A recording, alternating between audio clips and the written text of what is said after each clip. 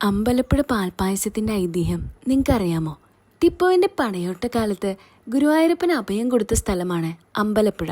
അമ്പലപ്പുഴയിലെ പ്രധാന പ്രതിഷ്ഠയായ പാർത്ഥസാരഥിയോടൊപ്പം തന്നെ ഗുരുവായൂരപ്പനും പാൽപ്പായസം നിവേദിച്ചിരുന്നു. അമ്പലപ്പുഴ പാൽപ്പായസത്തിന്റെ രുചി മനസ്സിലാക്കിയ ഗുരുവായൂരപ്പൻ ഇപ്പോഴും പാൽപ്പായസം കഴിക്കാൻ ഗുരുവായൂരിൽ നിന്നും ഇവിടെ എത്താറുണ്ട് എന്നതാണ് വിശ്വാസം. ഈ കാണുന്നവർ മുഴുവൻ അമ്പലപ്പുഴ പാൽപ്പായസത്തിന് വേണ്ടി കാത്തു നിൽക്കുന്നവരാണ്.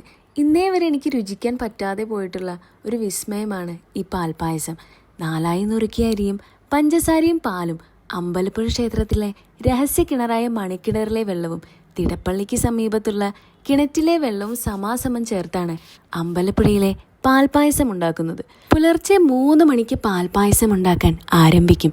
പാൽപ്പായസം നന്നായി കുറുകി ചെമ്പകപ്പൂവിന്റെ നിറമാകുമ്പോൾ ശാന്തിക്കാർ വാസുദേവ എന്ന് ഉറക്കെ വിളിക്കും. ഗോപാല കഷായം എന്നാണ് അമ്പലപ്പുഴ പാൽപ്പായസത്തെ അറിയപ്പെടുന്നത്. അമ്പലപ്പുഴ പാൽപ്പായസം കഴിച്ചവർ കമന്റ് ചെയ്യാൻ മറക്കരുതേ.